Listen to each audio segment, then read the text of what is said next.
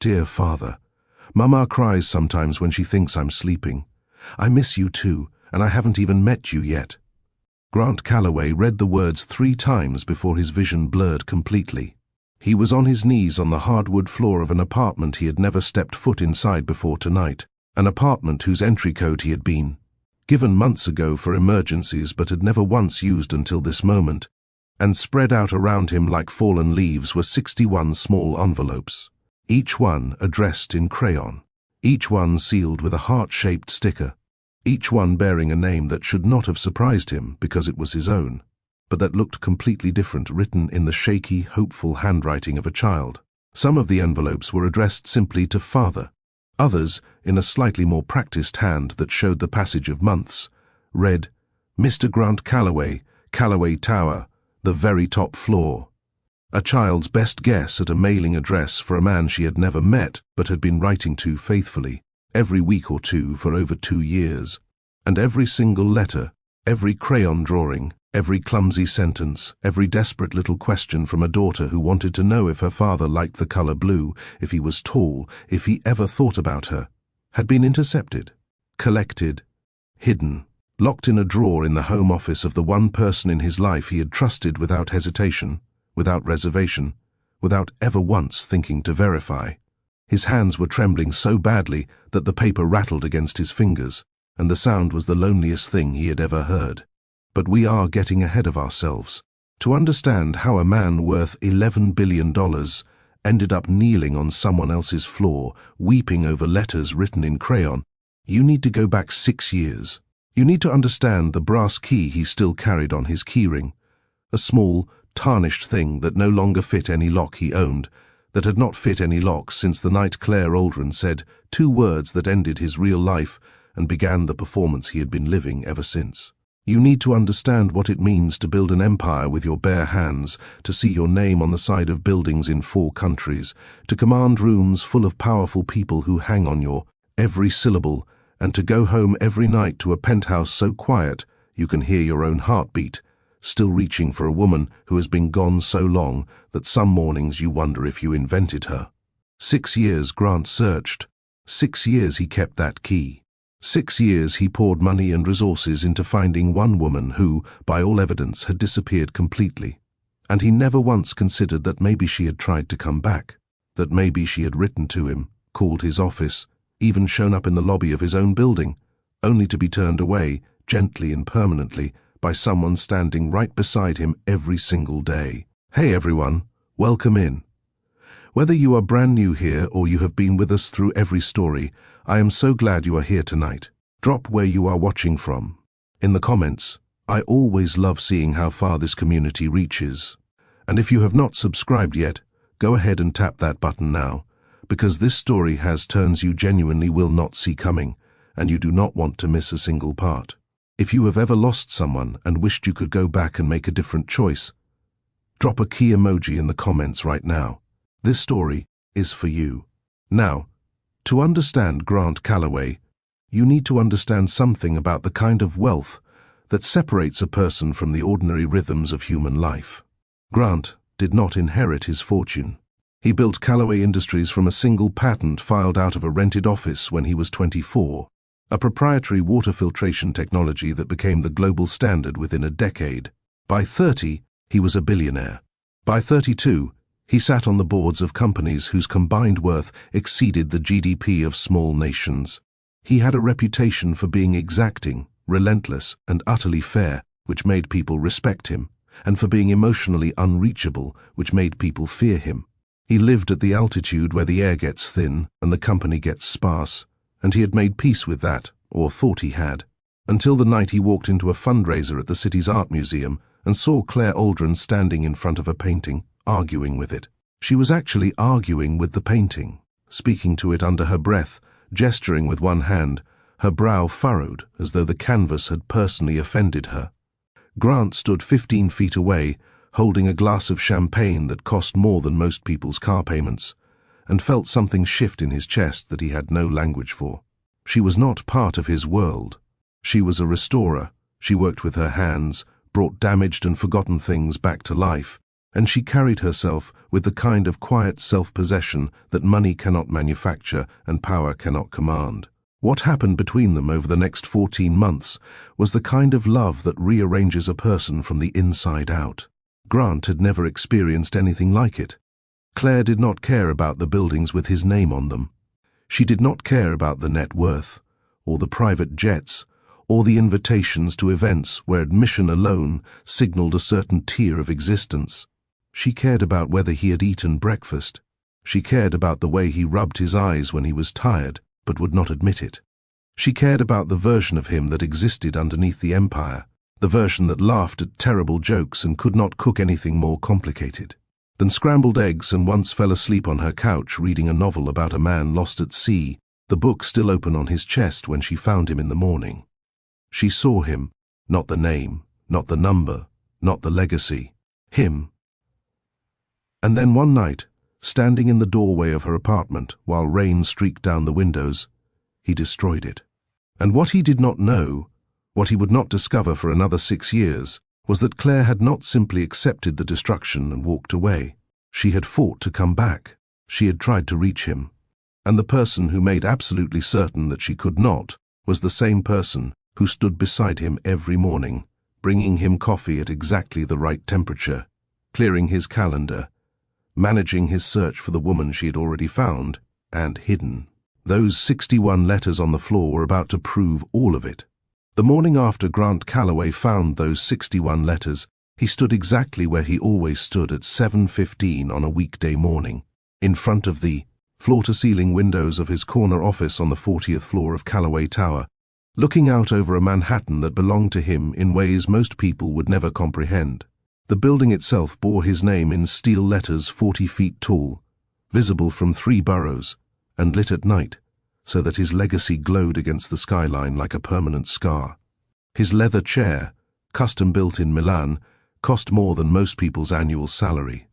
The desk behind him was a single slab of reclaimed oak from a centuries-old estate in the English countryside, purchased at auction for a figure that had made the newspapers. His watch alone could fund a small college scholarship.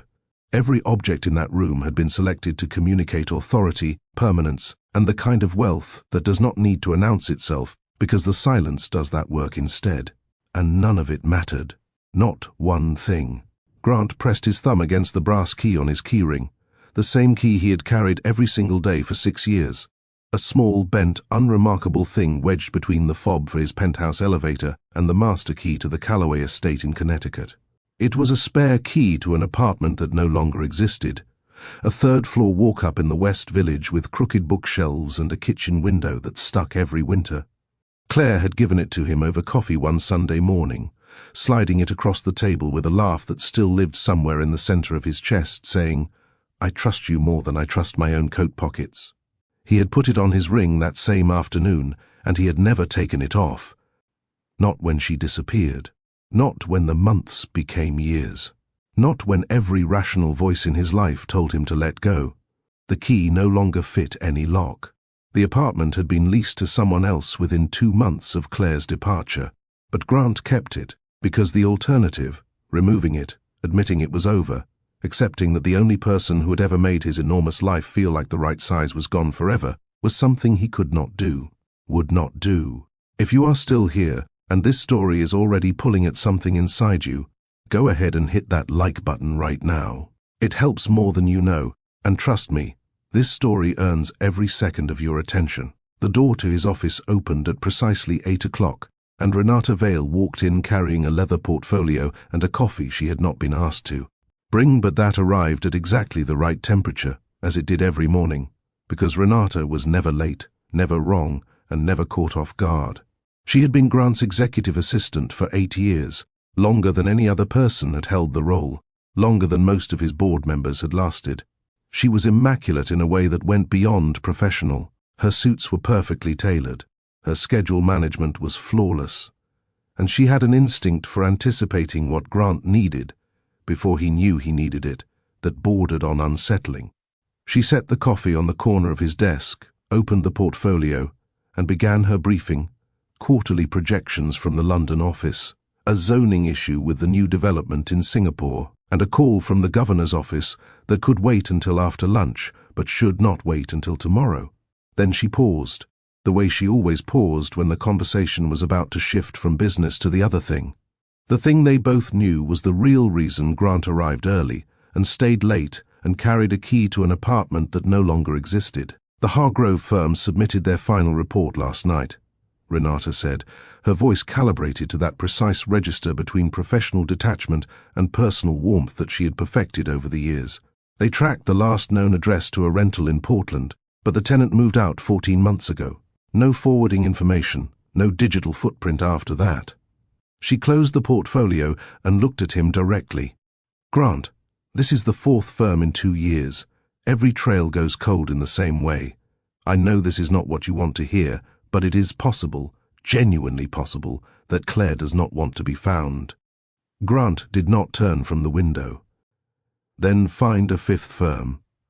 Renata nodded, and if something flickered behind her expression, something quick and private that lived in the space between loyalty and something else entirely, it was gone before it could be identified. I will have a short list on your desk by end of day, she said, and her smile was the kind that settled perfectly on her mouth, but never quite reached her eyes. She turned and walked out, her heels clicking against the marble corridor in a rhythm that was precise, unhurried, and almost too controlled, like a metronome set by someone who understood that the appearance of calm is its own kind of power.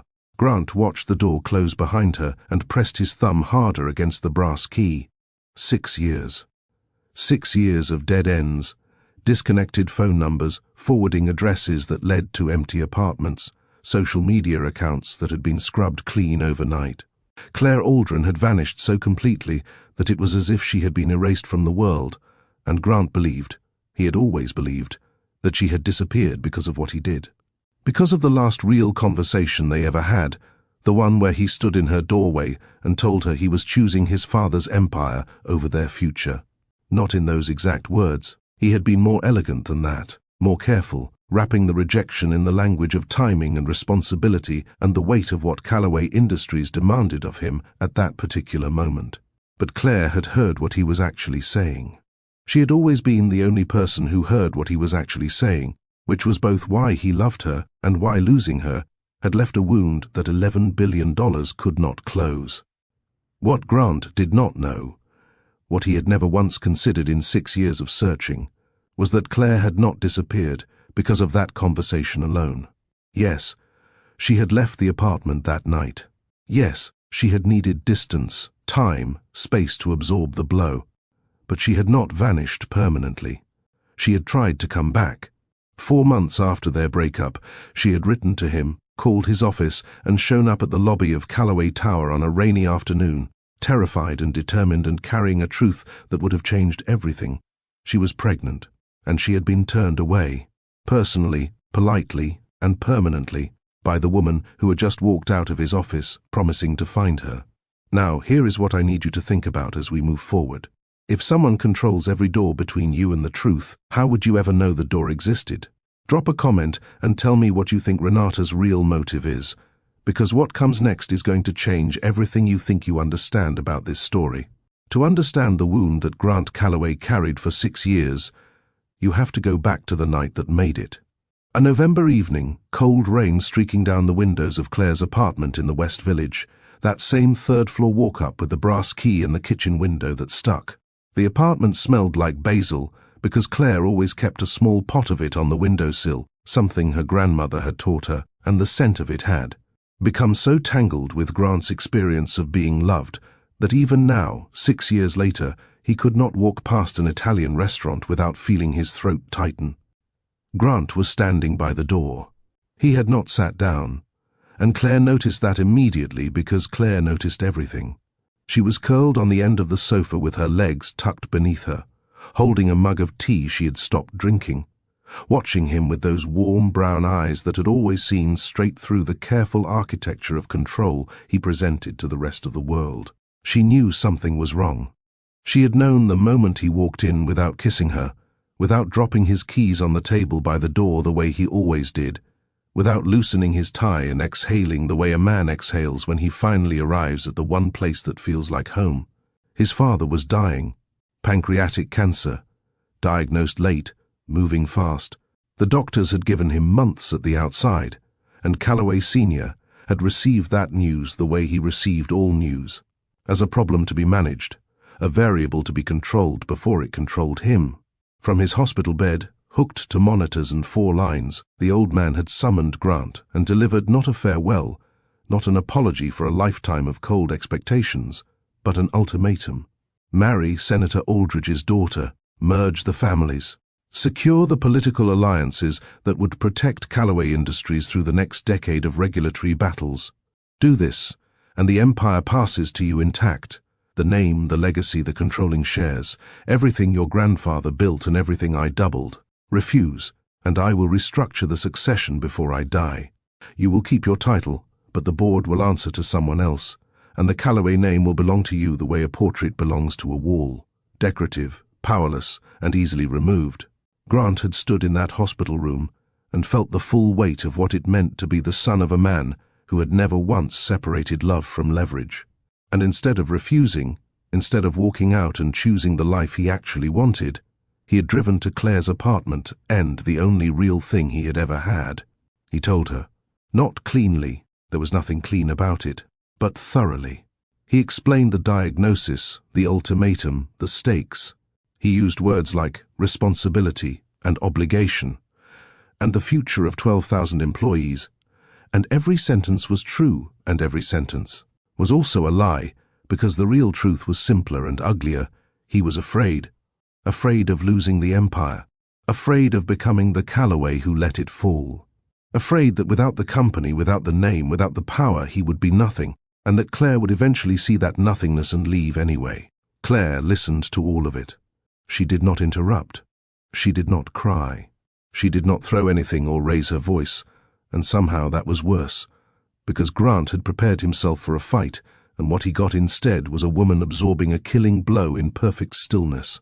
When he finished, the apartment was so quiet he could hear the rain hitting the fire escape outside, and the faint hum of the refrigerator, and the sound of his own breathing, which had become shallow and ragged in a way that embarrassed him. Then Claire set down her mug, looked at him with an expression that held no anger and no hatred but something far more devastating, a kind of clear-eyed recognition, as though she was seeing the final shape of something she had always feared was there, and said steadily, "Then go." 2 words. No tremor, no pause. She said them the way a person closes a book they have finished reading, knowing they will never open it again. Grant went. He walked out and pulled the door shut behind him, and the click of that latch was the last sound of his real life.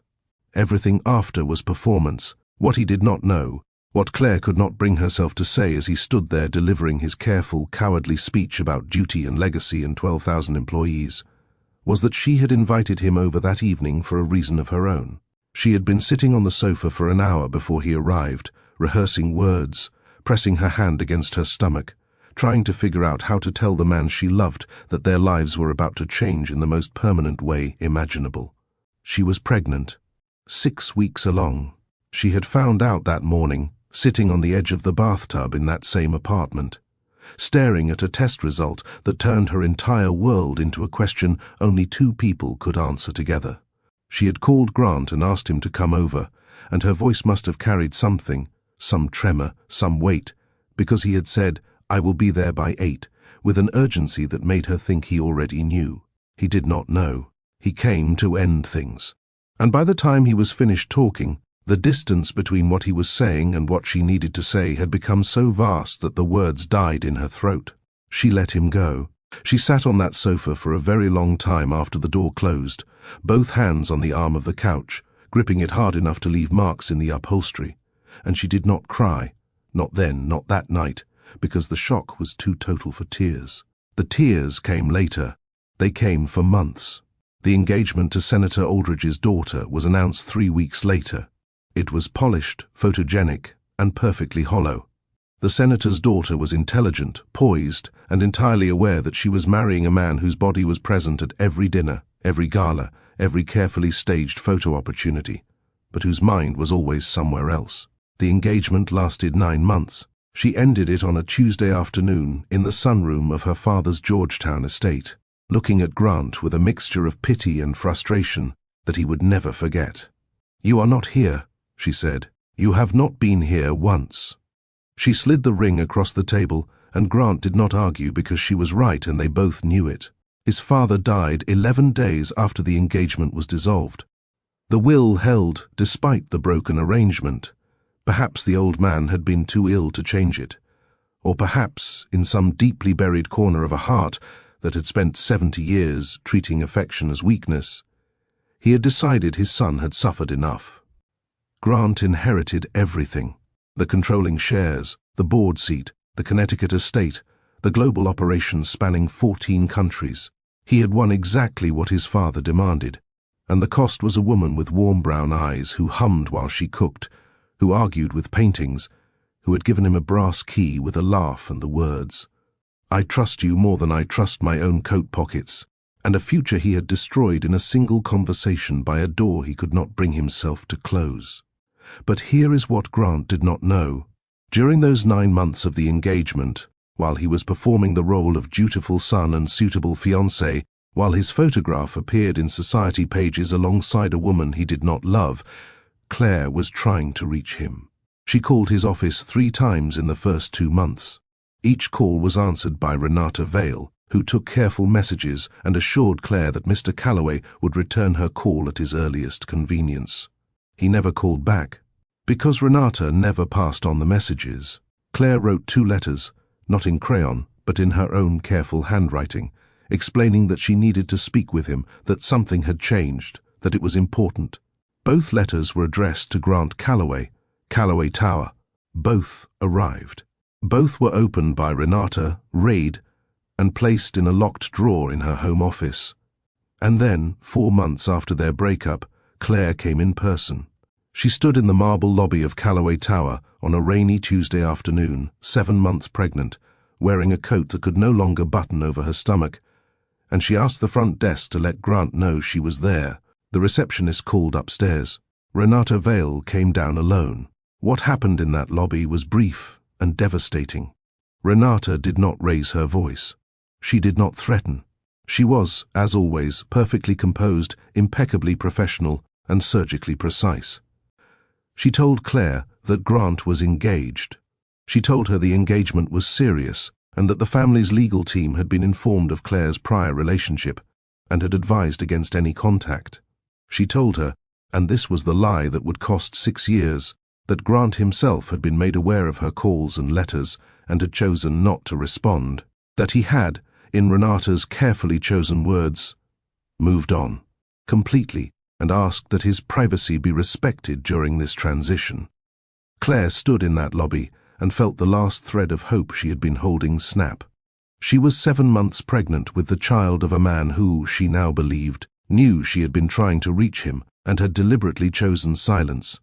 She was alone. She was exhausted. She was terrified. And the woman standing in front of her, delivering this information with an expression of practiced sympathy, was so convincing, so seamless in her performance of someone who was merely doing her job, merely protecting her employer's wishes, that Claire never questioned it. Why would she? The message was consistent with what Grant had done in the doorway of her apartment. He had chosen the empire. Of course he would choose silence. Of course he would choose to look away. Claire left the lobby. She walked out into the rain, hailed a cab and disappeared, first to a friend's apartment in another state, then to a series of temporary rentals, and finally to Bellevue, a small coastal town far enough from New York that the name Calloway was just a word on a building she would never have to see. She changed her phone number. She closed her social media accounts. She built a new life from scratch with nothing but a teaching degree, a small savings account, and a baby girl who arrived 5 weeks later with grey-green eyes the exact color of her father's. And Renata Vale went back upstairs, sat down at her desk outside Grant's office, and continued her morning, as though nothing had happened. The lobby security footage from that afternoon was deleted within the week. Claire's name never appeared in any log, any visitor record, any piece of documentation that Grant might ever see. The erasure was thorough, efficient, and performed with the same meticulous attention to detail that made Renata indispensable in every other aspect of Grant's professional life. Have you ever made a decision out of fear that you spent years regretting? Type, "I understand" in the comments. No judgment here, just honesty. And stay with me, because what happens next is Grant hiring a new investigator, and this time, the person he hires is someone Renata Vale cannot control. Renata Vale had a new firm on Grant's desk by 4 o'clock that same afternoon, just as she had promised. 3 folders, each containing a prospectus, a client list, and a fee schedule. Grant ignored the first 2. Large outfits with glossy letterheads and corporate language designed to justify billable hours regardless of results. The 3rd folder was different. A single page, no logo, no mission statement, just a name, a phone number, and a handwritten note clipped to the corner that read, "Boutique firm. Unconventional methods, high success rate on cold cases. Not cheap, but they don't waste time." The firm was called Duchesne Investigations, and when Grant called the number the following morning, the woman who answered did not transfer him to a receptionist, or put him on hold, or ask him to describe his inquiry so it could be routed to the appropriate department. She simply picked up the phone and said, "Iris Tully." Grant explained what he needed: a woman who had disappeared 6 years ago, last traced to a rental in Portland that had gone cold 14 months prior. No digital presence, no forwarding address, no family contacts that had yielded anything useful. He had used 4 previous firms. None had produced results. He was prepared to pay whatever was necessary, and he did not have patience for firms that stretched timelines to inflate invoices. Iris Tully listened without interrupting, which Grant appreciated, and when he finished, she said something that made him sit straighter in his chair. "Mr. Calloway, I have been doing this for 19 years. If she is findable, I will find her in weeks. If I cannot, I will tell you on day 15 and not charge you for 16. There was no performance in her voice, no eagerness to impress, no carefully modulated tone designed to manage the expectations of a wealthy client. She said exactly what she meant, plainly and without decoration, and something about that directness caught in Grant's chest because it reminded him of someone who had once looked at him across a kitchen table and spoken with the same unguarded honesty. He hired Iris Tully on the spot and told Renata to authorize whatever budget the investigator required. Renata took the instruction with her usual composure, made a note in her leather portfolio, and asked if he wanted his afternoon meetings rescheduled. Grant said no. He went back to work. He attended calls, reviewed contracts, approved a development plan for a new property in Dubai.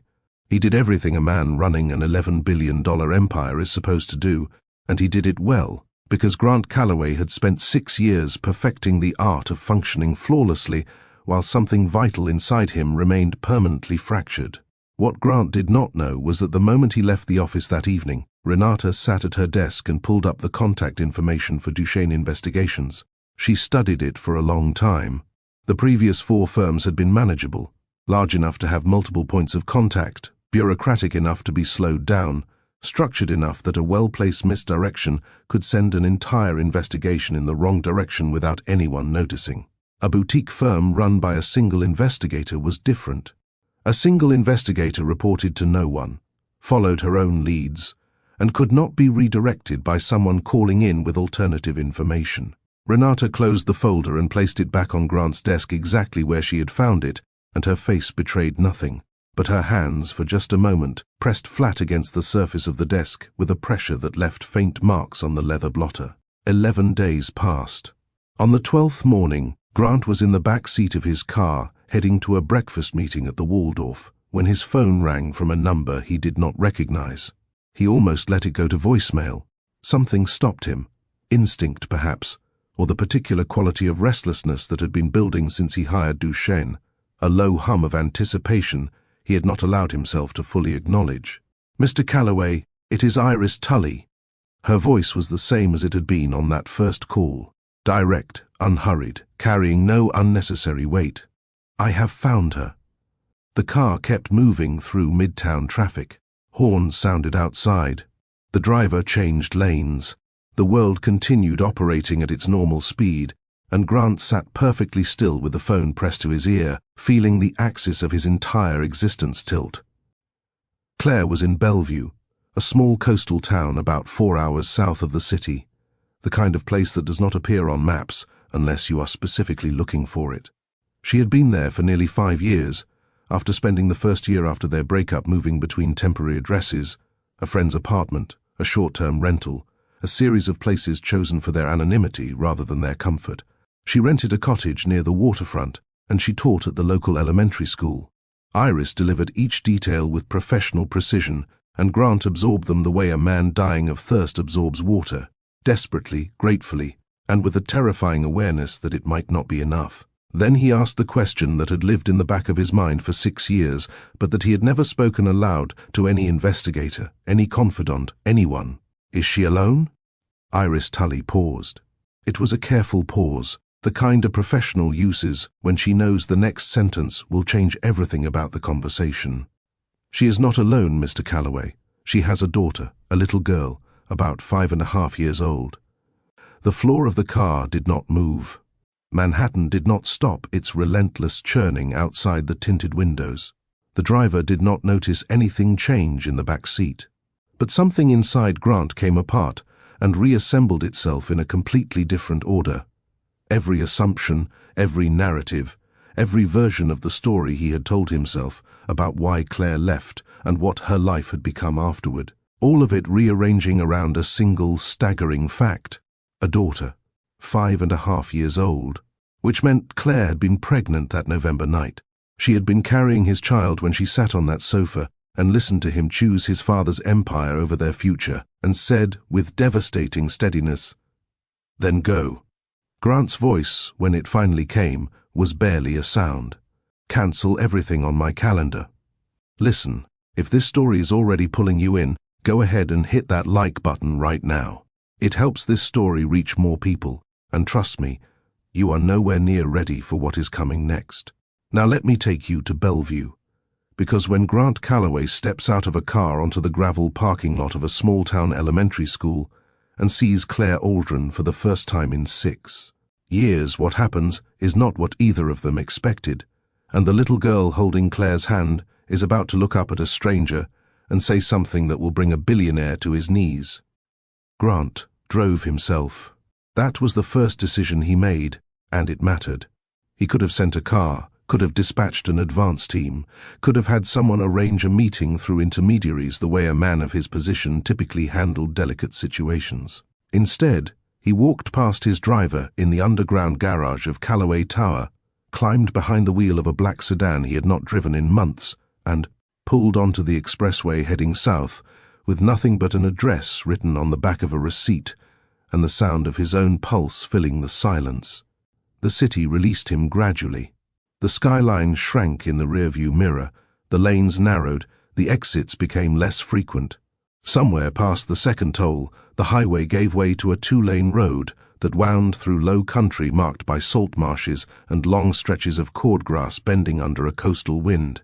He crossed a bridge over a tidal creek, where the water caught the afternoon sun and turned it silver, and on the other side, the land rose gently into a corridor of old trees, whose branches formed a canopy over the road, filtering the light into shifting green patterns across the asphalt. The air changed. He noticed it even through the closed windows. The sharpness of salt, the warmth of cedar, something alive and growing that smelled nothing like concrete or exhaust, or the recycled air of corner offices. Bellevue announced itself without fanfare. A painted wooden sign, slightly weathered, welcomed visitors in lettering that had been retouched by hand more than once. Then came the first storefronts, a bakery with a green awning and a chalkboard menu propped against the door, a hardware store with wheelbarrows lined up on the sidewalk, a used bookshop with a cat sleeping in the front window. A white church stood at the end of the main street, with a bell tower that looked like it had been standing since before the highway existed, its steeple the tallest point in a town that had no interest in building upward. Everything here was low and rooted and deliberate, a place that measured time differently than the world Grant inhabited. He parked across the street from Bellevue Elementary at 251. The school was a single-story red brick building with a flagpole out front and a chain-link fence surrounding a small playground, where the swings moved slightly in the breeze despite being empty. Paper stars decorated a classroom window on the east side of the building, cut from colored construction paper in different sizes, some glittered, some painted. each one bearing a name written in careful childish letters. Grant looked at those stars and felt something tighten in his chest because he recognized the impulse behind them. Claire had always done that, filled windows with things that turned ordinary glass into something worth looking at. At 3:15, the front doors opened and children began spilling out in the chaotic, joyful way that children leave school, running, shouting, dragging backpacks along the ground, waving drawings in the air. Parents clustered by the fence, some holding younger siblings, some checking phones, all of them part of a daily ritual so ordinary and so essential that it operated with its own gravity.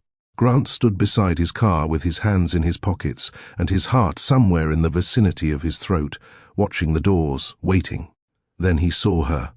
Claire came through the entrance with her hand resting gently on the shoulder of a little girl. 6 years had changed her in ways that were both subtle and devastating. There were lines around her eyes that had not been there before, the kind that come from early mornings and late worries, from being the only adult in a household where every decision falls on one person's shoulders. She wore a cardigan with a button missing near the hem, and her hands were rougher than he remembered. Nails short and unpolished, the hands of someone who spent her days working with glue and paint and small fingers that needed help holding scissors. A canvas. Tote hung from her shoulder, overflowing with student papers and a box of crayons, and what appeared to be a half-eaten granola bar. Her hair was pulled back loosely, and she was smiling at something the little girl had said, and Grant felt the 6 years between that moment and the last time he had seen her collapse into nothing, because she was still, after everything, despite everything, the most beautiful thing he had ever seen. But it was the girl who stopped his breath entirely. She was small for her age, but carried herself with a self-possession that seemed borrowed from someone much older. Soft curls caught the afternoon light and held it in shades of honey and bronze. She wore a yellow t-shirt under denim overalls and bright red rain boots that squeaked against the pavement with every step, despite a sky that held nothing but sun and slow-moving clouds. She held her mother's hand with both of hers, gripping it the way children grip the things they depend on most. And when she turned her face toward the parking lot, scanning the line of waiting cars with idle curiosity, Grant saw her eyes. Grey-green, wide, watchful, exactly the color that looked back at him every morning from his bathroom mirror in the penthouse, the same unusual shade that his own mother had once called stormwater, and that appeared in every Calloway portrait hanging in the Connecticut estate going back 3 generations. Those eyes were his, unmistakably, heartbreakingly, irreversibly his, and the little girl wearing them had no idea he existed. Grant would learn later, much later, on a night when Claire finally trusted him enough to tell him the things she had carried alone, what the girl asked on days like this one. Her name was Sophie, and she asked the question every few weeks, usually at the school gate or in the grocery store or at the park, whenever she saw another child reach for a father's hand or climb onto a father's shoulders. She would look up at Claire with those grey-green eyes that missed nothing and say quietly, "Mama, why don't I have a dad like the other kids?" And Claire's answer was always the same, practiced and steady and aching underneath with a pain she worked very hard to keep invisible. "Some families look different, baby. Ours is just us, and that is enough." And Sophie would nod, accepting this the way children accept the shape of the world they have been given, and then add, almost to herself, in a voice so small it barely qualified as speech, "It is okay, Mama. I already wrote to him." Claire never found the letters. Sophie wrote them at school during free time, and mailed them herself from the blue mailbox outside the post office, standing on her tiptoes to reach the slot, addressing each envelope to a man whose building she had once seen in a picture in a magazine in the school library. 61 letters over 2 years, and not one of them arrived. Every single envelope that dropped into the mailroom of Calloway Tower was collected during Renata Vale's daily correspondence review, removed from the intake pile, and carried home in her briefcase, to be locked in the same drawer where Claire's earlier letters already lay buried. Grant did not approach Claire that afternoon. He stood by his car and watched them walk down the sidewalk hand in hand, Sophie's red boots catching the sun, and he felt the full crushing weight of every moment he had missed descend on him like something physical. Every bedtime story he had not read, every Saturday morning he had not been there for, every fever he had not sat up through, every nightmare he had not soothed, every impossible question from a little girl who noticed everything, all of it carried by Claire alone because of a choice he made standing in a doorway 6 years ago. And because of a woman sitting in an office 40 stories above Manhattan who had made certain that when Claire tried to undo that choice, the door was permanently closed. He checked into the inn at Bellevue as the sun was going down. It was a modest place, 6 rooms above a seafood restaurant, the kind of establishment that would have been invisible to him in his normal life. His room had a quilt with interlocking circles on the bed, a window that faced the harbor, and the sound of waves and a distant buoy bell that filled the space the way silence filled his penthouse. Grant sat on the edge of the bed in his suit, and he did not move for a very long time. He thought about red rain boots and grey-green eyes, and a woman who had rebuilt her entire life from nothing in a town no one had ever heard of. And he understood with absolute clarity that the question was no longer whether he could get Claire back. The question was whether he deserved to try. If you are watching this and already feeling something, comment the word Bellevue. I want to see how many of you are locked in right now, because tomorrow morning Grant Calloway is going to walk into that town, and the woman who spent 6 years believing he chose his empire over their family, and who believes he deliberately ignored every attempt she made to reach him, is going to look up and see the one face she never expected to see again, and what she says to him is going to change the entire direction of this story. Grant called Renata from the inn that evening. He sat on the edge of the bed with the quilt bunched beneath him and the sound of the buoy bell drifting through the open window, and he dialed her direct line. Not her office number, not her assistant's extension, but the private number she had given him years ago for emergencies, the one she answered regardless of the hour. She picked up on the second ring, her voice carrying that particular quality of composed alertness that suggested she had been waiting for this call, or perhaps had never stopped waiting since the moment he drove out of Manhattan without telling her where he was going. "I need you to cancel everything for the rest of the week," Grant said. "The Whitmore Group, the board session on Thursday, the merger summary presentation, all of it. Push it, delegate it, I do not care. Nothing on my calendar matters right now." Renata's response was immediate and measured, delivered in the tone of someone who had spent 8 years managing a billionaire's life, and understood that part of her value lay in knowing when to push and when to yield. "Grant, the Whitmore meeting has been on the books for 3 months. The London team called twice today asking about the term sheet revisions, and the board expects the merger summary before the weekend, or we risk losing momentum with the Southeast Asian partners." She paused, letting the weight of the obligations settle. "I can move some things, but cancelling everything sends a signal. People will ask questions." "Let them ask." Another pause, shorter this time, recalculating. "Can you tell me what is happening? I can send someone ahead. Verify whatever you have found. Make sure the information is solid before you make any decisions you cannot walk back." "I do not need someone to verify what I saw with my own eyes." Grant's voice was quiet, but something in it had shifted. A frequency Renata had never heard before, something raw and unprotected that did not belong to the man who commanded boardrooms and signed deals worth hundreds of millions without blinking. "She has a daughter, Renata, a little girl, and the girl has my eyes." The silence that followed was not professional. It was not the practiced pause of an executive assistant processing new information and formulating the appropriate response. It was something tighter, something compressed, as if the air on Renata's end of the line had suddenly become difficult to breathe. When she spoke again, her voice had changed in a way that was almost imperceptible, a fraction softer, a fraction more careful, like someone choosing each word with the awareness that the wrong one could shatter something fragile.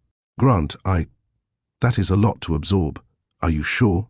6 years is a long time, and you do not want to—" "I am sure." "Okay."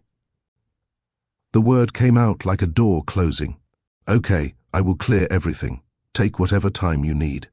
Then, quieter, in a register that sat somewhere between devotion and something she had never named aloud, "I just want what is best for you, you know that." Grant ended the call and set the phone face down on the nightstand. He sat in the stillness of that small room for a long time, listening to the waves and the buoy and the creak of the old buildings settling around him, and he replayed Renata's voice in his mind, that brief silence after he told her about the girl, that fraction of hesitation that did not match the woman who was never hesitant about anything. He filed it away the way he filed away anomalies in business negotiations, not as a conclusion, but as a data point, something to return to later, something that did not quite fit. Then he stood up, put on his shoes, and walked out of the inn toward the water. The beach at Bellevue was nothing like the private stretches of sand he had visited in the Maldives or the curated coastlines of the Mediterranean properties Calloway Industries had developed. It was a working shoreline, weathered wooden pilings, a fishing pier with a single lamp burning at its end, coarse sand mixed with broken shells that crunched under his shoes. Grant walked to a spot where the dune grass thinned and sat down on the sand in his suit, and within minutes the salt damp had ruined his shoes, and the wind had undone whatever order remained in his appearance, and he did not care about any of it, not even slightly, because for the first time in 6 years the thing he was feeling was not absence but presence, the overwhelming, disorienting presence of a truth he had not been prepared for. The sky above Bellevue was enormous. That was the only word for it. In Manhattan, the sky was something glimpsed in strips between buildings, a narrow channel of weather visible from penthouse windows. Here it stretched from horizon to horizon without interruption, deep and dark and crowded with stars that were sharp enough to look deliberate, as though someone had placed each one with intention. Grant reached into his pocket and pulled out the brass key, that same bent, tarnished thing he had carried for 6 years, and he held it up against the moonlight, turning it slowly, watching the light catch the edges of something that no longer opened any door, but that he had never been able to release. He spoke aloud, quietly, the way a person speaks something they need to hear in their own voice to believe it is real. I have a daughter. She writes letters to someone she has never met. She holds her mother's hand with both of hers. She wears rain boots when there is no rain. She has my eyes, and I have never seen them before today. He closed his fist around the key and pressed it against his chest, and he sat on that beach until the stars dissolved and the horizon turned pale, and the first light of morning found him exactly where the last light of evening had left him, a man worth $11 billion, sitting in ruined shoes on a public beach in a town no one had ever heard of, holding a key to nothing and trying to figure out how to deserve what he had found. The next afternoon, Grant was on the bench across from the elementary school by 2:30. He had changed out of his suit, or tried to. The clothes he had bought that morning from the only men's shop on Bellevue's main street were technically casual, but they fit the way expensive things fit on a body, accustomed to tailoring, and he was aware that he looked exactly like what he was, a man from a different world, trying to blend into a place where he did not belong. A woman from the bakery next door came out with a broom and a friendly expression and asked, "Visiting someone or just lost?" Grant looked at her and said, "Visiting." And he meant it as a prayer. At 3:15 the doors opened and the children poured out, and Grant's heart began beating in a way that made his vision sharpen and his hands go still. He scanned the entrance, watching face after face emerge into the afternoon light, and then Claire stepped through the doorway with Sophie beside her, and the world contracted to the size of 2 people. Claire saw him immediately. Her body recognized him before her conscious mind could catch up. He watched it happen in real time, the way her shoulders went rigid, the way her hand tightened on Sophie's, the way her stride broke for a fraction of a second, before resuming at a pace that was deliberate and controlled. She pulled Sophie slightly behind her as she walked toward the gate, not in fear, Grant could see that it was not fear, but in protection, the instinctive repositioning of a mother placing herself between her child and something unpredictable. She stopped 6 feet from the bench. Her eyes locked onto his, and up close the 6 years between them were written in every line of her face, not aging, not diminishment, but the record of a life lived at full capacity without backup, without rest, without the luxury of falling apart. She looked at him the way a person looks at a wound they thought had finally healed, only to discover it had been open the entire time. "You do not get to be here," Claire said. Her voice was steady. It was the same steadiness she had used on that November night, the kind that costs everything to maintain. "I've been looking for you for 6 years, Grant said. "You chose." The words came out flat and final. "You made your choice, and I came back, Grant. I came to your building. I stood in your lobby, and your people told me you knew I was calling, that you knew I was writing, and that you did not want to hear from me, so do not stand here and tell me you have been looking." The words hit Grant like a physical impact. He stared at her, and something in his expression must have communicated genuine confusion, not performance, not deflection, but the raw bewilderment of a man hearing information that does not match any version of reality he has ever inhabited, because Claire's certainty flickered for just a moment. A crack, barely visible, in the wall she had built over 6 years. "What are you talking about?" Grant said. "I never received a single call, no letters. No one told me you came to the building. Claire, no one told me anything." Claire's jaw tightened. She did not believe him. Of course she did not believe him. She had spent 6 years constructing a narrative that made sense of her pain, a narrative in which the man she loved had confirmed every fear she ever had about being less important than his name, and that narrative had kept her upright through pregnancy and childbirth and sleepless nights and years of single parenthood. Letting it go would mean admitting that the foundation she had built her new life on might be a lie, and that was not something a person could do on a sidewalk outside an elementary school while holding their daughter's hand. "We need to go," Claire said. She took Sophie's hand and turned and walked away without looking back, her pace steady, her back straight, her grip on her daughter's hand firm and sure. Sophie looked back once, just once, over her shoulder, those grey-green eyes finding Grant still standing by the bench. Her expression was not confusion. It was recognition, the quiet, certain recognition of someone who has been waiting a long time for a thing to arrive and has finally seen it, even if she does not yet have the words to say so. Now listen, we are about to cross a line in this story that changes everything. If you have not subscribed yet, this is the moment. Hit subscribe and that bell so you do not miss a single second. Because what Grant just heard, that Claire came back, that she stood in his lobby, that someone told her he knew and did not care, has just cracked open a door he did not know existed. And behind that door is a truth that leads straight back to the 40th floor of Calloway Tower, and a woman who has been holding it shut for 6 years. 3 days passed. 3 days of walking every street in Bellevue until he knew the town the way he knew the trading floor, instinctively, completely, with a kind of familiarity that comes not from belonging, but from having nowhere else to go. He ate breakfast at the seafood restaurant below the inn, and dinner at a place on the harbour where the tables had paper covers and the menu was written on a chalkboard, and he could not tell you what he ordered at any of those meals because the food entered his body without registering. He stood at the window of his room at night, watching the water move in the dark, the way he used to watch the city from his penthouse, staring at a vast surface and trying to find his reflection in it. He did not go back to the school. He did not walk past Claire's cottage, though he knew where it was because Bellevue was the kind of town where a single question at the post office could tell you anything. He waited, because the one thing he had understood with absolute clarity when Claire walked away from him on that sidewalk was that whatever happened next would happen on her terms or it would not happen at all. But he was not idle during those 3 days. Claire's words outside the school had detonated something inside him, a sequence of questions that multiplied every time he tried to answer one. She had called his office. She had written letters. She had come to the building. And someone had told her, directly, personally, that Grant knew about all of it and had chosen not to respond. There was only one person who managed his calls, screened his mail, and controlled access to his office.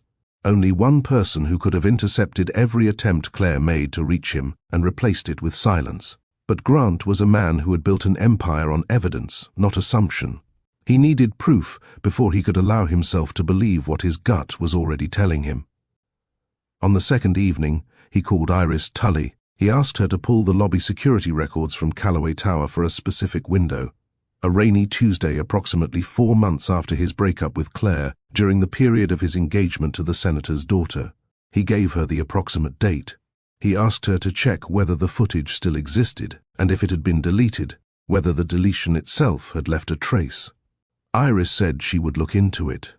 Her voice carried no surprise at the request, which told Grant that a woman who had spent 19 years investigating the spaces between what people said and what actually happened had probably been asking herself similar questions from the moment she took his case. On the morning of the 4th day, a text arrived from a number he did not recognize. 10 o'clock. Garrison's Bakery. Come alone. That was it. No greeting, no signature, nothing to soften the edges. Grant read it twice, set his phone on the nightstand, and spent the next hour sitting on the edge of the bed, trying to remember how to breathe like a normal person. He arrived at 9:50. Claire was already there, seated at a small table near the back with a cup of tea she was holding with both hands, and a posture that said she had been preparing for this conversation the way a person prepares for something that might cause damage. She wore no makeup. Her hair was pulled back with a cracked plastic clip that looked like it had been grabbed from a bathroom drawer without thought.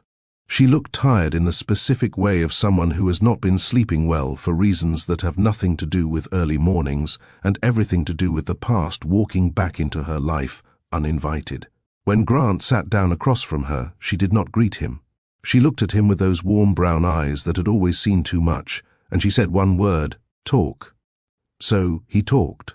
He told her things he had never said to another living person, not to the senator's daughter during their 9 months of mutual pretending, not to Renata during their years of professional closeness, not to the therapist he had seen briefly and abandoned because the man kept asking about his childhood when the only thing Grant wanted to discuss was the sound of a door closing in the West Village. He told Claire about the hospital room, about his father's face already hollowed out by the disease, about a voice that was still strong enough to deliver an ultimatum like a sentencing judge reading a verdict. He told her about walking out of that hospital knowing he was about to destroy the only good thing in his life and doing it anyway because the fear of losing the empire was louder than the fear of losing her. And he told her that the asymmetry of that equation was something he had spent 6 years trying to understand and still could not. He told her the engagement fell apart because the senator's daughter saw what everyone eventually saw, that he was physically present and emotionally absent, occupying space without inhabiting it. He told her his father died 11 days later and that the will held and that he inherited everything and that the first thing he did with his freedom was begin looking for her and that he had never stopped. Then he told her what he had never told anyone. He told her that he carried the brass key every day, that he had never removed it from his ring, that some mornings he held it in his palm before he put on his watch, before he checked his phone, before he became the person the world expected him to be, and that the weight of it was the only thing that felt real in a life constructed entirely of performance.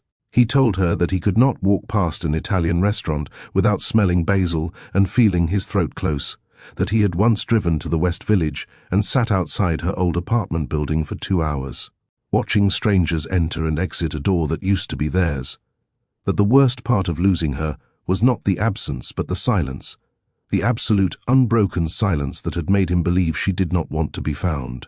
And then he said the thing that Claire was not expecting. He said, "You told me you came to the building, that someone told you I knew you were reaching out and chose not to respond. Claire, I need you to understand something. I never received your calls. I never saw your letters. No one ever told me you came to the lobby, until you said those words to me outside the school. 3 days ago I believed, for 6 years I believed, that you simply disappeared, that you chose to leave, and that you did not want to be found. I have spent 6 years, and more money than I can calculate, trying to find you, and every lead went cold, and I thought you were running from me." Claire's hands tightened around her cup. The ceramic made a small sound against the table. She stared at him across the narrow space between them, and what he saw in her face was not relief.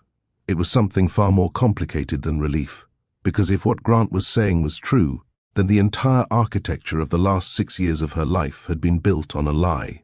The narrative that had sustained her, that Grant Calloway knew she was pregnant and chose to look away, that he was exactly the kind of man his father had been, that walking away was the right decision because staying would, have meant waiting by a door that was never going to open.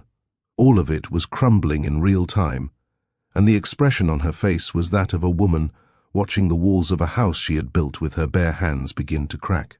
"That is not possible," Claire said, but her voice had lost its steadiness. "I spoke to someone, at your building, a woman. She came down to the lobby herself. She told me you had been informed and that you had asked not to be contacted." "Describe her," Grant said, and his voice had gone very quiet, the quiet of a man who already knows what he is about to hear and is bracing for the impact. Claire described her. She described the tailored suit, the composed expression, the careful, sympathetic tone that somehow managed to convey both warmth and finality. She described a woman who spoke with the authority of someone acting on direct instruction, who used Grant's name with the ease of long familiarity, who delivered the most devastating message of Claire's life, as though it were a routine administrative matter handled with appropriate sensitivity. She described every detail with the precision of someone who had replayed that lobby conversation thousands of times over 6 years, examining it from every angle, searching for some indication that she had been wrong, and finding none because the performance had been flawless. Grant closed his eyes. When he opened them, something in his face had changed, something fundamental, as though a structure that had been standing for years had just shifted on its foundation. He knew who Claire was describing.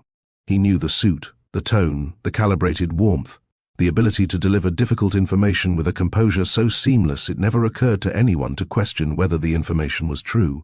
"Her name is Renata Vale," Grant said. "She is my executive assistant. She has worked for me for 8 years. She handles my calls, screens my mail, manages my calendar, and controls access to my office." He paused. "She is the person I hired to find you, 4 times. She is the person who selected the investigation firms. She is the person every report came back through." The silence in the bakery was total. The machine behind the counter hissed. A car passed on the street outside. The clock on the wall ticked with a precision that felt obscene in the context of what was being understood between 2 people at a small table in the back of a shop, in a town no one had ever heard of. Claire's face went through something Grant had never seen before, a sequence of emotions so rapid and so contradictory that her features could not settle on any single expression. Shock, then denial, then something beneath both of those, a vast, trembling fury that was not directed at Grant, but at the realization that her suffering, Sophie's suffering, the years of loneliness and exhaustion and unanswered questions and a little girl writing letters to a father who never wrote back, all of it might have been engineered, manufactured, maintained deliberately by one person who sat at a desk outside Grant's office every morning and asked, with a smile that settled perfectly on her mouth, whether he wanted his coffee before or after the morning briefing. "Are you telling me," Claire said, and her voice was barely controlled, a wire pulled taut to the point of breaking, "that this woman, your assistant, intercepted my calls, hid my letters, came down to the lobby of your building and lied to my face, and then spent 6 years sitting next to you, helping you search for me, while she already knew exactly where I was?" "I do not know all of it yet," Grant said, "but I am going to find out. Everything, every piece of it." Claire's hands were shaking. She pressed them flat against the table, the way a person steadies themselves against something that is trying to pull them under. Her eyes were bright and fierce, and full of a pain so concentrated it was almost impossible to look at directly. When she spoke, her voice had dropped to a register that was neither anger nor grief, but something older and more primal.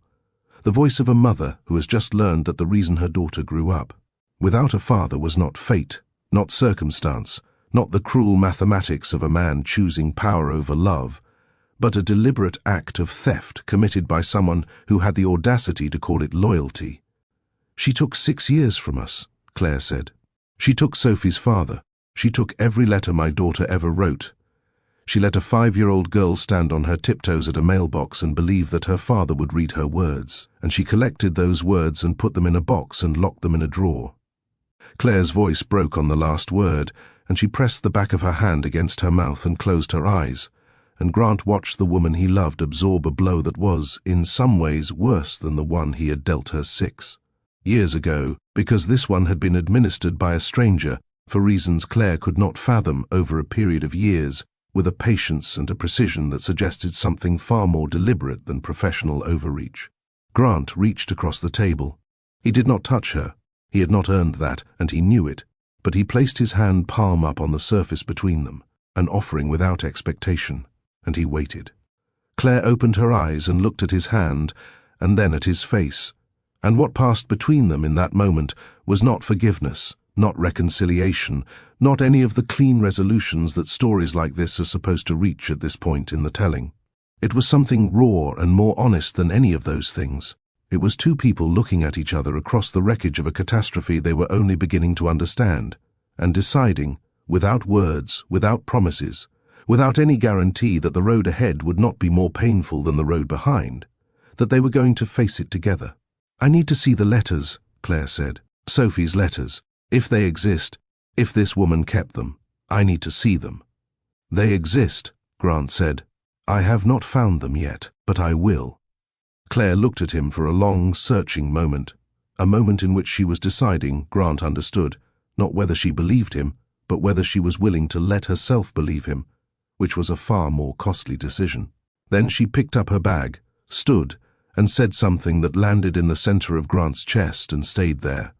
"I will not be chosen second, Grant. Not again. Not ever." Those 5 words carried the weight of the entire story. She walked out.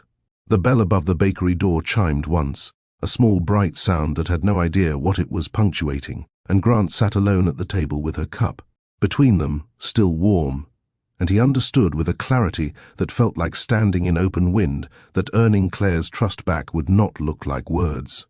It would not look like grand gestures or expensive displays or the deployment of the resources that had defined his power for the last decade. It would look like showing up, quietly, consistently, without asking for anything in return. It would look like becoming the kind of man who deserved to be chosen first, and then waiting, without guarantee, to see if she agreed. And it would look like finding those letters, every last one. Claire said, "I will not be chosen second." Those 6 words carry the weight of this entire story.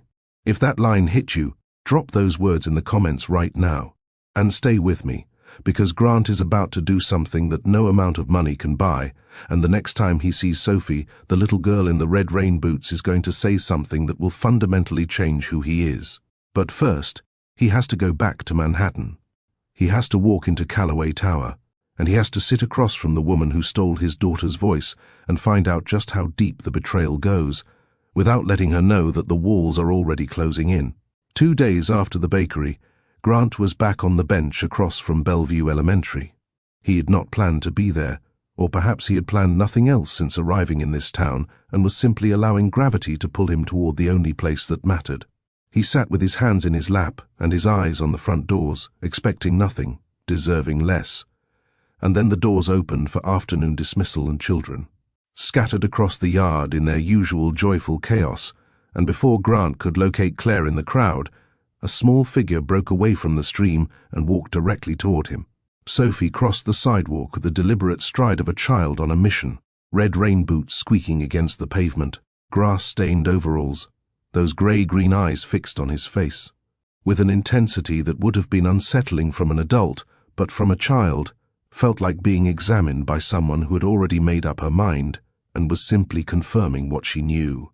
She stopped 2 feet from the bench and looked up at him, and Grant looked down at her, and the distance between them was the smallest distance in the world and the largest. "Are you my father?" Sophie asked. Grant Calloway had commanded boardrooms on 4 continents.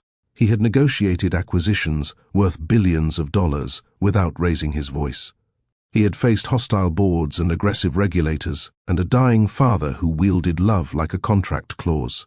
None of it, not one moment in his entire career of power and precision, had prepared him for this question from this small person with his own eyes. "I think I am," he said. His voice broke on the last word, and he did not try to fix it. Sophie nodded. She was not surprised. The expression on her face was not the shock of discovery, but the quiet satisfaction of confirmation. The look of someone who has been waiting for a promised thing to arrive and has finally seen it appear. "I wrote you letters," she said. "Lots of them." She told him about the envelopes, how she addressed them carefully, how she used stamps from a roll her teacher kept in the supply closet, how she walked to the blue mailbox outside the post office and stood on her tiptoes to reach the slot. She told him she wrote his name the way she found it in a magazine in the school library, on a page with a photograph of a tall building. Grant listened and felt something fracture along a fault line he had not known existed. When she finished, he said, his voice barely above a whisper, "I never got them, not one." Sophie considered this with the grave thoughtfulness of a child processing information that does not fit the shape of the world as she understands it. Then she said, with impossible gravity, "That is okay. Maybe the mailman lost them." She held out her hand. Grant took it, and she wrapped both of her small hands around his fingers, gripping the thing she had been waiting for, and they sat together on that bench for 11 minutes. Grant counted every one. Claire appeared at the gate shortly after, having searched the dismissal crowd for her daughter with increasing panic before spotting her on the bench beside the man she had told to go 6 years ago. She stopped walking when she saw them. Sophie's hands wrapped around Grant's, their heads inclined toward each other, the red boots swinging slightly above the sidewalk because the bench was too tall for her feet to reach the ground. Claire stood there for a long moment, one hand pressed against her chest, watching her daughter hold her father's hand for the first time, and the expression on her face was a war between every instinct she had. The protective fury that wanted to cross the distance and pull Sophie away from someone who might leave again, and the broken open tenderness of seeing her child finally have the one thing Claire had never been able to give her. She walked over slowly. She did not pull Sophie away. She stood beside the bench and looked at Grant, and what she said was not a concession or a forgiveness, but a door left slightly open. The smallest possible opening, offered with the full awareness that it could be slammed shut at any moment. "Saturday morning," Claire said. "The park at the end of Harborview, 9 o'clock. You can spend 1 hour with her. I will be right there the whole time." Grant nodded. He did not trust his voice to carry words. Sophie looked up at her mother. "He says he did not get matters, Mama." Claire's eyes met Grant's above their daughter's head. Something passed between them, not understanding, not yet, but the raw, aching beginning of a question that neither of them could yet bring themselves to fully ask. What happened to them? "We will figure that out," Claire said. She took Sophie's hand, and they walked away, and this time Sophie did not look back, because she did not need to. She had found what she was looking for. Grant drove back to Manhattan the following morning. The 4-hour drive felt like crossing between two different versions of his life. Calloway Tower rose into view as he approached the city, and for the first time since he had built it, the building looked like what it was: a display case, a monument to achievement that existed to be admired from the outside, not lived in. His office felt the same way. The oak desk, the leather chair, the view of Manhattan stretching toward the horizon, all of it carried the hollow quality of a stage set between performances, impressive and empty. Renata was everywhere that day, operating with her usual flawless efficiency. Coffee appeared before he could think to want it. The correct files materialized in his hand at the precise moment he needed them. She briefed him on the meetings he had missed, handled the Whitmore rescheduling without a single complication, and managed 3 calls from board members who wanted to know where he had been, all while maintaining that calibrated warmth that had made her indispensable for 8 years. But something was different now. Grant was watching her the way he watched numbers in an audit, not with suspicion, not yet, but with the focused attention of someone who has been told that a discrepancy exists and is now looking for the place where the math stops working. When Grant mentioned Bellevue in passing, a reference to returning over the weekend, Renata's posture stiffened for a fraction of a second. A micro-adjustment so brief that anyone who was not watching for it would have missed it entirely. When he referenced Claire by name, her jaw tightened in a way that did not match her smooth, supportive response. And when Grant walked past her desk on his way to a late afternoon call, he noticed something that made him stop. A drawer that was usually closed and meticulously organized was completely empty, as if its contents had been recently removed. It was a small detail, the kind of thing that would not register with most people, but Grant had built an empire on noticing the things other people overlooked, and Renata Vale was a woman who kept everything. She left early that evening, citing a headache, pressing her fingers to her temple in a gesture that looked practiced rather than involuntary. Grant watched her go and said nothing. But after she left, the questions that had been circling since Claire's words outside the school began to tighten their orbit. Sophie had written letters, dozens of them, addressed to his name, addressed to Calloway Tower. And every single piece of mail that entered that building, every envelope, every package, every handwritten note, passed through one person's hands before it reached his desk. Later that evening, his phone rang. Iris Tully. "I pulled what I could on the lobby records," Iris said, her voice carrying its usual directness. "The security system at Calloway Tower archives footage on a rolling basis. 90 days, then it overwrites. The date you gave me is nearly 6 years old, so the original footage is long gone. But here is what is interesting. The archival system keeps a log of manual deletions, footage that was erased by a user, before the automatic overwrite cycle. It is a small file, just metadata, and most people do not even know it exists. On the date you gave me, someone manually deleted 47 minutes of lobby footage. The deletion was performed from an internal terminal. The login credentials used belonged to Renata Vale."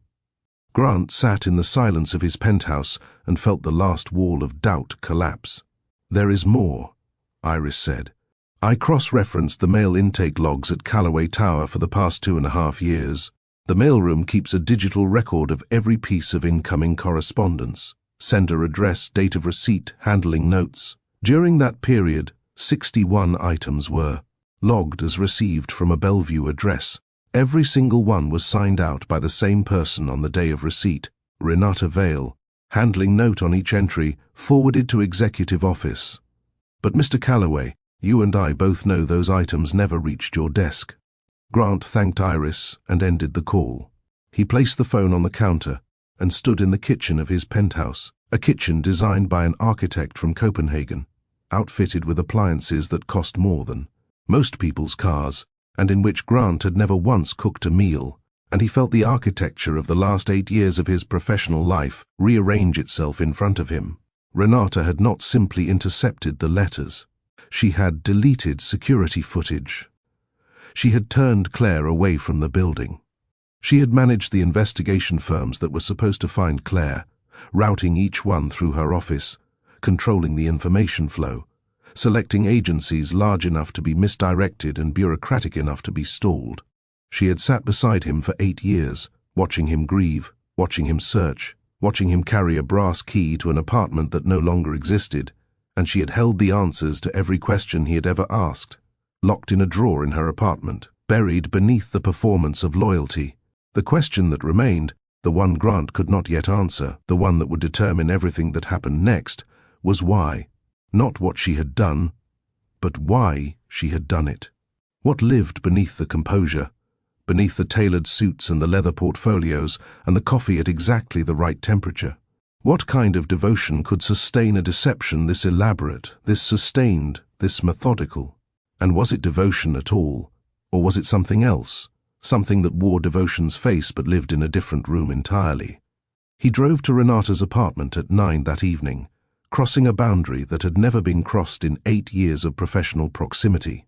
He had never been to her home for personal reasons. The apartment was exactly what he should have expected, and nothing like what he hoped.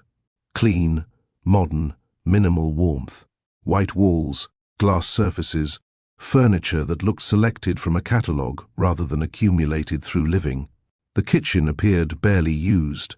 There were no photographs on the walls, no personal objects on the shelves, nothing that suggested a life being lived rather than a space being maintained. Renata had given him the entry code months ago for emergency purposes, and he had used it only once before, on the night described at the very beginning of this story, the night that started with a man on his knees on someone else's floor. But that night has not happened yet in the order we are telling it. That night is still ahead of us. Tonight, this earlier visit, Grant is looking for proof, and the proof is exactly where he expects it to be. The Home Office was at the end of a short hallway. A desk, a lamp, a filing cabinet, and a single drawer with a lock, the kind of drawer a person keeps for things they do not want found. The drawer was slightly open. The headache, the early departure, the emptied drawer at the office. She had been moving things, consolidating. But she had not finished. She had left in a hurry, and people who leave in a hurry always leave something behind. Inside the drawer was a cardboard box, ordinary, the kind you would buy at an office supply store. Grant lifted the lid. Dozens of small envelopes, arranged chronologically, each one addressed in crayon or pencil in a child's careful handwriting. Every one bore the same destination, my father, Grant Calloway, Calloway Tower, New York City. Some had stickers, stars, flowers, a single dinosaur with a crooked smile. The earliest was postmarked just over 2 years ago. The most recent had arrived just 3 weeks before Iris Tully's phone call from Duchenne Investigations. Grant sank to the floor. He opened them one by one, his hands trembling so badly the paper shook, and the voice that met him from those pages was the voice of his daughter speaking to him across a silence she had never understood. "Dear Father, my name is Sophie. I am 4. I have your eyes. Mama told me. I hope you are nice. Dear Father, today I lost a tooth. I wished for you to come home. The fairy left a quarter. I wanted you. Dear Father, I drew our house. It has a red door. There is a room for you. I keep it empty just in case. Dear Father, Mama cries sometimes when she thinks I am sleeping. I miss you too, and I have not even met you yet. There were crayon drawings, a house with a triangle roof and a beach beside it, 2 stick figures holding hands under a yellow sun. There were pressed flowers, flattened and faded, taped carefully to notebook paper. There was a piece of sea glass, green, smooth, the size of a thumbnail, attached to a page with a strip of tape and a note beneath it. I found this on the beach. It is green like your eyes. I am saving it for you. 2 years of a child's voice saying the same thing in 61 different ways. I am here. I am here. Please come. And every single letter, every drawing, every pressed flower and piece of sea glass and dinosaur sticker had been collected from the mailroom of Calloway Tower, sorted into this box, locked in. This drawer, and hidden in this apartment, by the person who stood beside him every morning and told him, with a smile that never quite reached her eyes, that she only wanted what was best for him. And then Grant's hand reached the bottom of the box and touched something different. Beneath all the small envelopes with their crayon addresses and sticker seals, lying flat against the cardboard base as if it had been placed there first and everything else stacked on top of it, was a single letter that did not match the others. It was a standard white envelope, the kind sold at any drugstore.